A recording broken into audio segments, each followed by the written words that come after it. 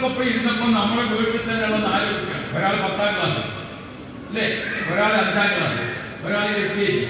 നമ്മുടെ വീട്ടിലെ 3 കുട്ടികൾ അവരൊപ്പം ഇരുന്ന് ഇങ്ങനെ നോക്കിയപ്പോഴാണ് കുട്ടികളെ ജിജ്ഞാസ, കുട്ടികളെ താല്പര്യം, കുട്ടികളെ ഓട്ടം, കുട്ടികളെ ചാട്ടം, കുട്ടികളെ നിയന്ത്രണം എന്നല്ല അങ്ങനെയാണ് തുടങ്ങിയിട്ട് കുറേ കാര്യങ്ങൾ അല്ലേ.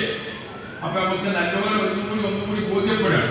എന്നിട്ട് നിങ്ങൾ ആലോചിക്കാം, ഇന്റെ ഒരു കുട്ടി, ഇന്റെ 2ാം ക്ലാസ്സിൽ പഠിക്കുന്ന കുട്ടികൾ ഇങ്ങനത്തെ കുറ്റക്കാരാണെങ്കിൽ ഇങ്ങനത്തെ 35 കുട്ടികളാണ് ടീച്ചർ മുമ്പിൽ. അപ്പൊ ആ ടീച്ചർക്ക് എത്ര കഴിയുണ്ടാവും?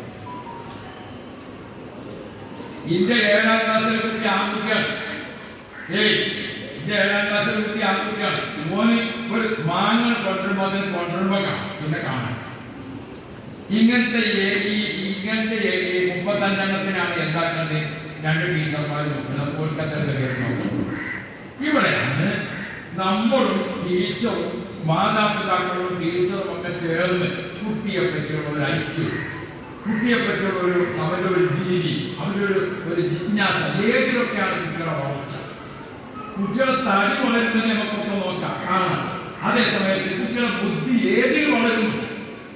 ചില കുട്ടികൾക്ക് കാണാതെ പഠിക്കാൻ വേഗത്തിൽ കഴിയും. നിങ്ങൾ നോക്കേണ്ടി പല കുട്ടികൾക്കും ഉല്ലാവിദ്യാഭ്യാസം കാണിച്ചു കൊടുത്താൽ വായിക്കാനാണ്, കാണാതെ വന്നാലാണ് അനുഭവം.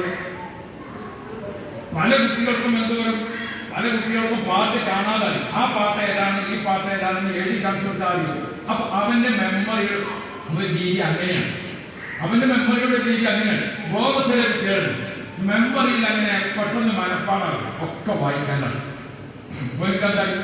ഇത് രണ്ടും ഒരു ഉമ്മാനും വാപ്പാനും 2 കുട്ടികളും 2 നിലക്കാണ്. നമ്മുടെ കുട്ടികൾ ഐക്യം അതാണോ ഇതാണോ എന്ന് അറിയണമെങ്കിൽ ആഴ്ചയിൽ ഒരിക്കലെങ്കിലും കുട്ടികളൊപ്പം ഇരിക്കണ്ടേ, കുട്ടികളെ പറ്റിയിട്ടൊന്നും അറിയണം.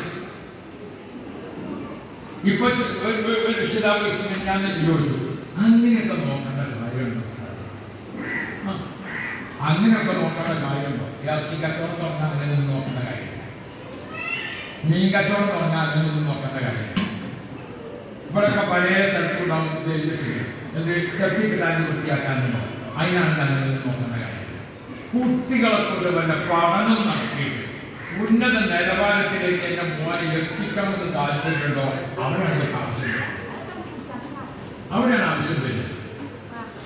ഇന്ന് നമ്മുടെ കുട്ടികൾ നമ്മോടൊപ്പം ചേർന്ന് നിന്നുകൊണ്ട് ഒന്ന് കൂടെ ഇരിക്കാം, ഉമ്മയും ബാക്കിയൊക്കെ ഒന്ന് ചേർന്ന് നമ്മുടെ ഒഴിവ് ദിവസം, ഒഴിവ് പീരീഡ്.